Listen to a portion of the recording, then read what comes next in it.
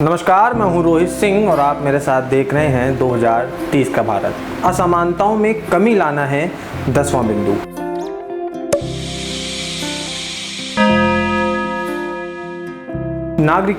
नागरिकों को समानता का अधिकार प्राप्त होने के बावजूद भी वर्तमान में हालात ऐसे हैं कि प्रत्येक क्षेत्र में असमानता ही देखने को मिलती है। हम कम होने के बजाय या दिन प्रतिदिन बढ़ती ही जा रही है, जो एक दयनीय मुद्दा है।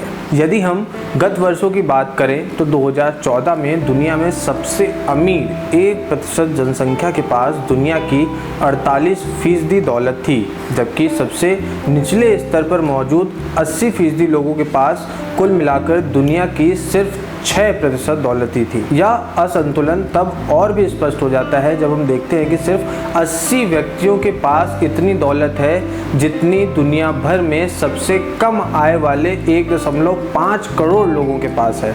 औसत आय में असमानता 1990 और 2010 के बीच विकासशील देशों में सिर्फ 11% ही बढ़ी। भारत के लिए आय में असमानता का गिनी कोएफिशिएंट 2010 में 36.8% था, जो घटकर 2015 में 33.6% रह गया।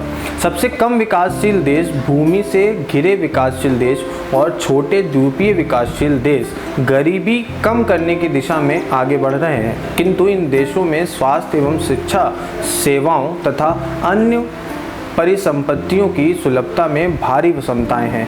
देशों के बीच आय में असमानता भले ही कम हुई हो, लेकिन देशों के भीतर असमानता लगातार बढ़ रही है। आंकड़ों के अनुसार 2000 के दशक के अंतिम वर्षों में दक्षिण एशिया में सबसे दौलतमंद जनसंख्या के बच्चों के लिए प्राइमरी स्कूल की पढ़ाई पूरी करने की संभावना सबसे गरीब वर्ग के बच्चों की तुलना में दोगुनी अधिक थी। लैटिन अमेरिका और पूर्व एशिया में सबसे गरीब परिसंपत्तियों वाले वर्गों में 5 वर्ष की आयु से पहले ही बच्चों की मृत्यु की आशंका सबसे अमीर वर्गों के बच्चों की तुलना में 3 गुना अधिक है। 2030 के सतत विकास के इस लक्ष्य के अंतर्गत यह संकल्प लिया गया है कि असमानता कम करने के लिए नीतियां सिद्धांत रूप में सार्वभौमिक होनी चाहिए, जिनमें लाभों से वंचित और हाशिए पर जीती जनसंख्या की जरूरतों पर ध्यान दिया जाए। समावेशन को सामाजिक के साथ साथ राजनीतिक क्षेत्रों में भी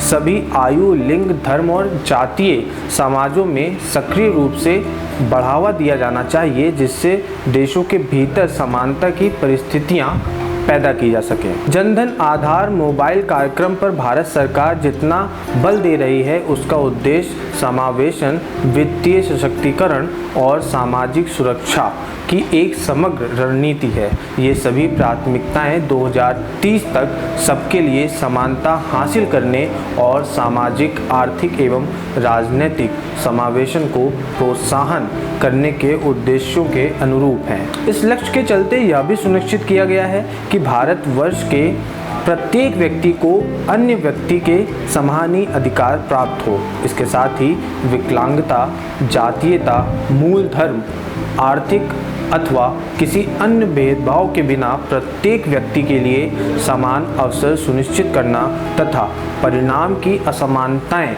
कम करना भी इस उद्देश्य का एक लक्ष्य है। तो असमानता को कम करना एक सबसे महत्वपूर्ण लक्ष्य माना जा सकता है, क्योंकि हम सभी को समान रूप से समान काम करने का अधिकार है, जो कि इस लोकतांत्रिक देश का हम सभी का लोकतांत्रिक देश में रहने वाले हम सभी नागरिकों का जन्मसिद्ध अधिकार भी है। तो समानता को बढ़ावा दें, ना कि असमानता को। 2030 के भारत की इस कड़ी में जुड़े रहें TUPAL.com के साथ। धन्यवाद।